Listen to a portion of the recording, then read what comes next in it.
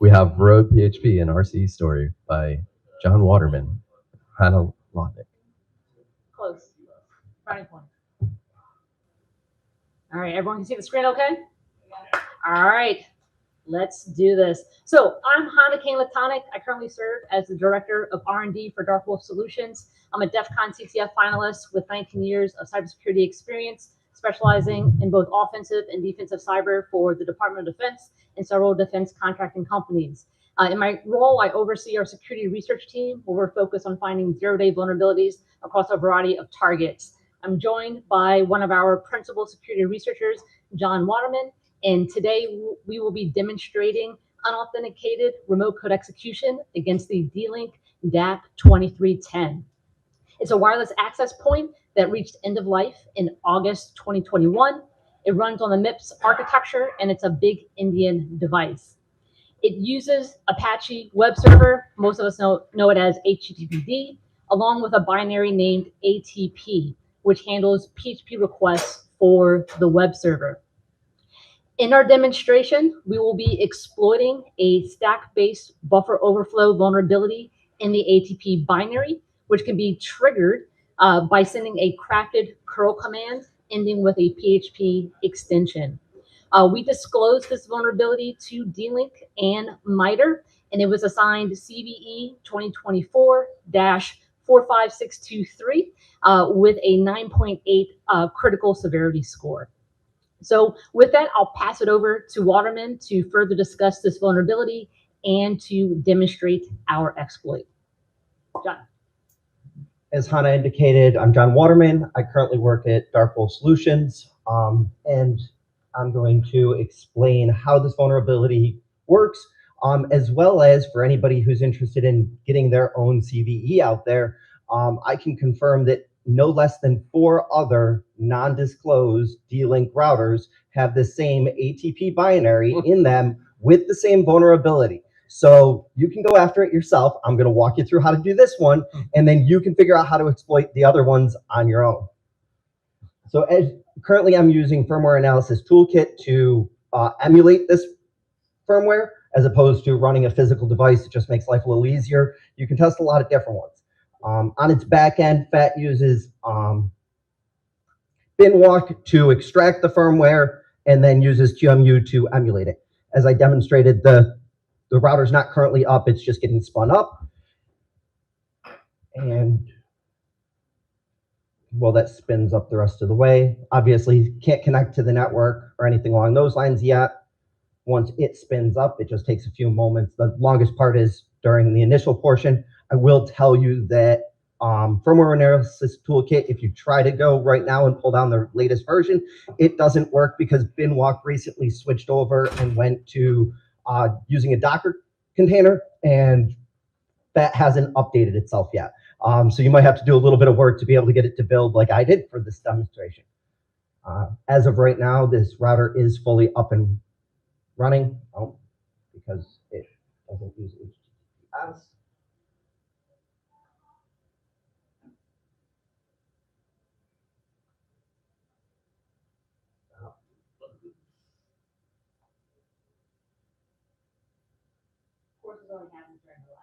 Right.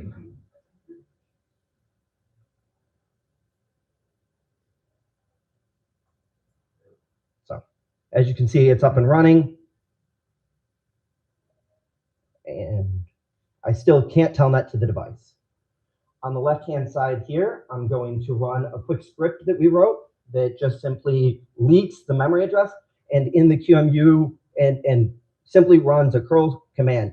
As was indicated, the binary is the one that handles PHP requests. HTTPD hands over to it. And then in a second, I'll show you the function that causes the actual crash. But you can check right here. You can see the EPC release here of the free address inside of libc, which is where the crash actually occurs. And so now I'm going to actually just kick off the script here. So this particular MIPS router does have ASLR. And so because it has ASLR, I'm going to brute force it. It's a MIPS 32, so brute forcing shouldn't take too long. This script has taken anywhere between 5 minutes and 15 minutes. So let's hope for the former. And here is the actual script that we are currently working. So as I indicated, I would show you the vulnerable function. Here is the actual vulnerable function inside of it. It's the one that handles large PHP requests. So once HTTPD hands it over, it'll enter into here, and you can see right down here, there's more that happens afterwards, but this specific string copy is the one that's actual vulnerable. And you can see here, it's bringing in a size of 260, or copying into a buffer size of 260 characters. Well, you can send a lot more than 260 characters in your string. You can send up to 400 before HTTPD will deny you access and saying that it's too long of a string. When you first send in the very first command, if you notice back here, this one here just is long enough to trigger the bug, but not long enough to overwrite the EPC address. Once you start crashing the stack up here, it will write over the EPC and changing out where the actual pointers are going to. Like I said, if you go too short, you'll just get a 404 command because it didn't hit the buffer overflow. If you go too long, you'll get a 414 request, which because it's too long of a command, and HTTPD kicks you out. That leaves you a very small room to be able to do something. But in that distance, I'm capable of executing a ROP gadget here, and we were able to successfully find a ROP gadget that gives us A0, taking a pointer off of the stack that we're providing it, load it into A0, and then jump straight to system. So a single MIPS gadget using libc. From here, you can see the outline of the actual script, and we can see here that the base load's just nothing. One of the big problems that we ran into on this was the fact that as you expand the size of the string when you're doing your curl request to access the PHP site, one of the big problems we ran into is if you change the length of the string, you change your location on the stack, which then changes where your offsets need to be, which then changes what actually gets executed when you think you're going to hit your EPC address. The troubleshooting with that came through, and we found our problems. Probably spent 2 weeks trying to troubleshoot that. And eventually we managed to find, using strace and monitoring the stack while doing this, that, oh, we're getting shifted because with the string that is actually getting injected here, you can see it right here. This one here actually contains the injection. And as you expanded further over, originally this is the very first hop, then here, but then we needed to add in where, in this case here, we're starting up telnet. In addition, on the stack itself, while I am currently brute forcing this, this could totally be done without doing brute force. I did this for the simple fact of doing it.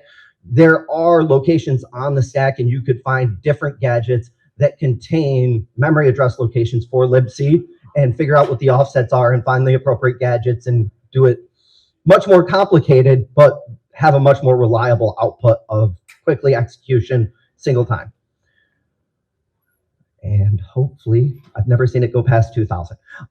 So this here's printing out the number of attempts that it's done. It is currently, like I said, just brute forcing it. It's looking for when libc lands at the address space, because this does use ASLR. Every time the ATP binary spins up, it also spins up a new libc address. And using heuristics, I was able to determine the most likely courses of action.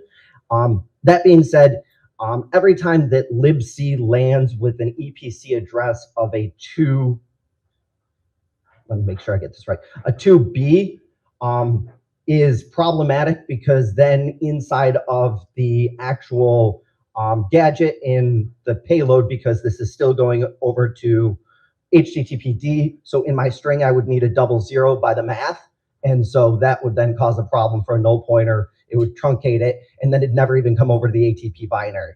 So there is a small window where libc actually lands where you want it to, and like I said, I found what I thought to be the pretty sweet spot here. I'll open the floor to any questions while this continues, and then in a moment I should be able to show you it executing. What did your debug process look like as you were building this? So a lot of strace. a lot of it was getting, initially, like I said, I was using firmware analysis toolkit. So you're able to watch the stack every time I was causing the crash and then seeing things move and seeing things. You can see right here where I'm filling in. Here's the registers and everything. Firmware analysis toolkit and QMU really makes the job really easy. To be honest with you, but once you get going, like I said, a lot of S-trace, just monitoring it as I'm going through, with understanding exactly where the vulnerability is. So, like I said, the initial EPC address that you'll see is pointing to the free address. It actually tells you here in QMU that, hey, you aborted to free, and that's where the crash happened. So a lot of that is just handling that. I gotta say, I love the generosity, sharing the love, knowing that there are people in this audience who are going to go looking for those extra bugs. Yep. Any D-Link employees in the audience? No, didn't think so. Yep. There are a number of them. Like I said, I've seen at least 4 or 5 other versions that have the ATP binary, and the decryption process of the firmware for these particular models didn't have any. So you can literally just run bin walk against them. There's a few that I suspect, because they're around the same time frame as this, will likely have it, but you might have to decrypt their firmware to verify that. But yeah, this series and many others along the lines of the 2300 should be vulnerable. And how old was this box again? I always love to. So it was originally released in 2014, and then ended like August 2021. Nice. And were the others that allegedly still vulnerable in that same time frame, or are they? Yeah, okay. Yeah, So it's all AOL at this with point. our party of disclosure with D-Link, they determined, or they acknowledged that the vulnerability exists. They don't plan on fixing it. And so, in addition to the DAP series, as well as any other D-Link, I'd say model that uses the ATP binary, is going to be vulnerable, even if it is in one of their latest modern routers. So we haven't seen any security bulletins or patches related or updates related to ATP. So yeah, if you're looking for a 0-day, want to participate in the bug bounty with Bug Crowd, there's an opportunity there for you. So. For the record, all of our presenters did have to disclose these bugs to the vendor, so we did the right thing. Yeah. Lawyers. Yep, they know about this one, but you can disclose your own. Of course, it's still not done. How many bits is the slide? Can you repeat the question? How many bits is the slide? So it's only a 32-bit. Well, the average is 32 bits. How many bits? Oh, how many different locations can it fall? So the heuristics, it landed in about 1,000 different address spaces for where libc could land. ASLR on a 32-bit address Yeah. space. Not even the full 32 bits.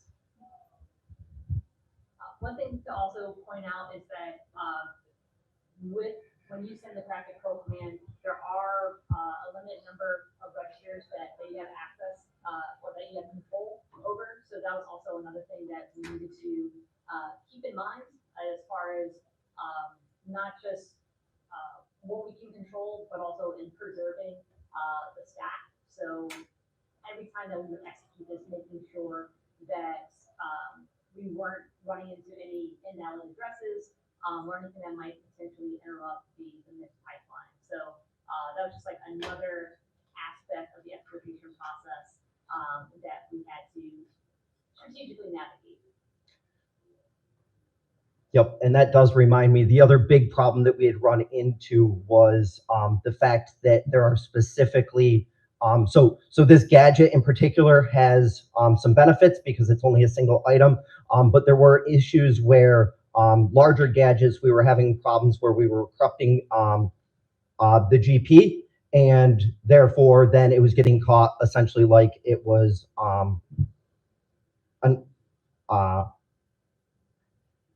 words hard. That it was checking against GP to make sure that that was a valid GP address, and it wasn't. And so, just, preserving that was a requirement. But like I said, in the end here, we've got one that just doesn't even touch it. So it maintains its usefulness, because that's one of the ones, the items that are actually overwritten by this buffer overflow are only a few of the registers. It's S0 through S5, and obviously the EPC and the return address. Yeah, as I referenced in the earlier one, if you haven't done exploitation on myths, it does have a few extra twists. So if you haven't tried it out, we got some bugs here. So of course, with a live demo, it's going to choose the longest Right. evaluation to hit this.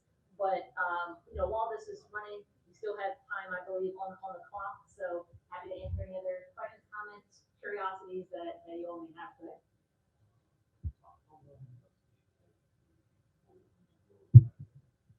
How long does it take to exploit on the real device?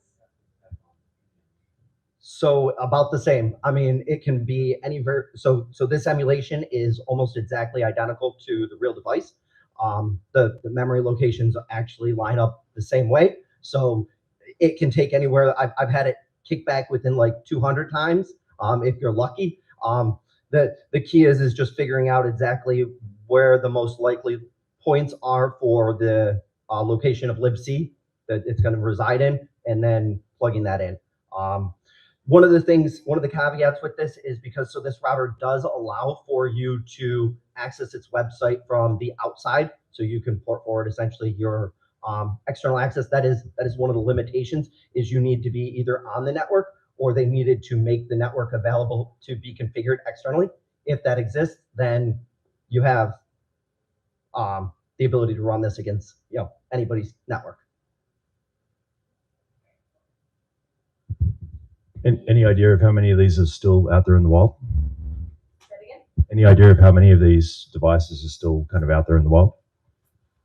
Well, so I know for this particular model for the 2310 running Showdown on it, there were no results that appeared for that particular one.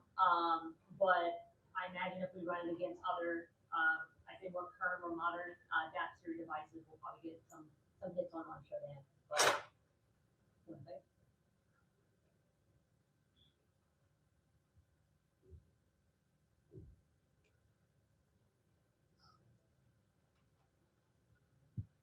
Yeah, I got to say, one of the things that I really liked about this competition coming in was just the number of devices, the number of exploits that we're going to see. This has got to be like one of the densest, packed of different bugs, like one after the other. And just like any live hacking event, there's a lot of sweat, a lot of uncertainty on the stage. Sometimes things don't work out. So I'd have to restart the device and kick it off. If I can. Oh yeah, brute forcing is always If you that's tough. But wouldn't. as mentioned, brute forcing ASLR on a 32-bit address space is going to give you a lot less than 32 bits of randomness. I will pose it to the audience real quick. I just can't think off the top of my head. The field to turn off ASLR is, prox. Yeah. Randomized. So because I am emulating this device, you wouldn't normally have the ability to do it, but I am trying to think of a way to be able to show that the script does work. If I turn off ASLR and rerun the script, I can kick it off using the non-ASLR method.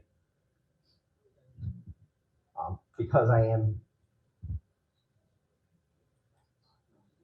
2-minute warning.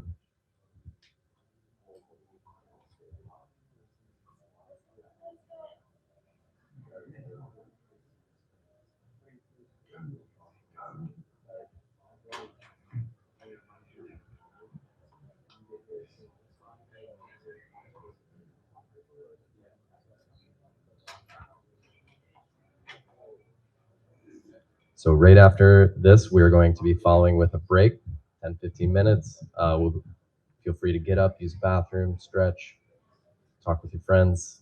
We'll be reconvening at 1:50.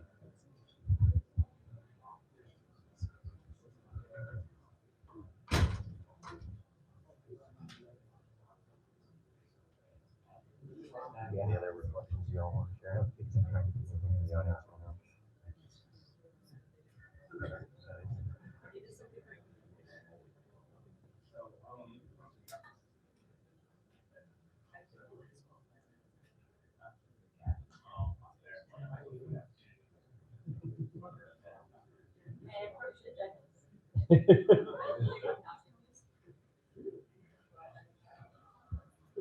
All right, 1 minute warning.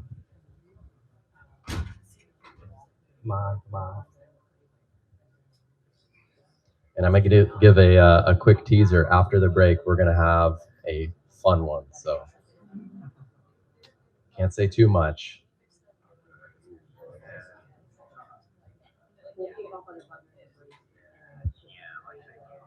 We've been starting with some small ones. The one after the break's a big one. Physically. So what we're gonna do, because again, if we kick this off again, it's gonna take anywhere from 5 to 13 minutes. We'll kick it off, let's run during the break. When we come back from the break, we're not gonna modify anything, we're just gonna kick it off. We'll see that a shell is there, and then we should be good to go. But we do wanna show you that it does indeed work, and this is something that you can go off and get your own 0 day, that you can take. So. All right, thank you. Round of applause.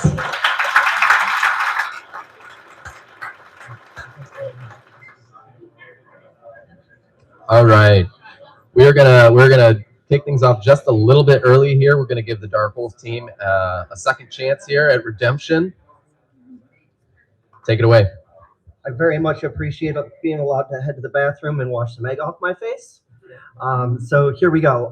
So as we can still see, the telnet connection is still not up and running. What I did do is disable ASLR, but I can really quickly here run the -L command, and we can see that the EPC address here is actually matching over here. So when I run this one time, it's able to establish the connection, and now I can tell that.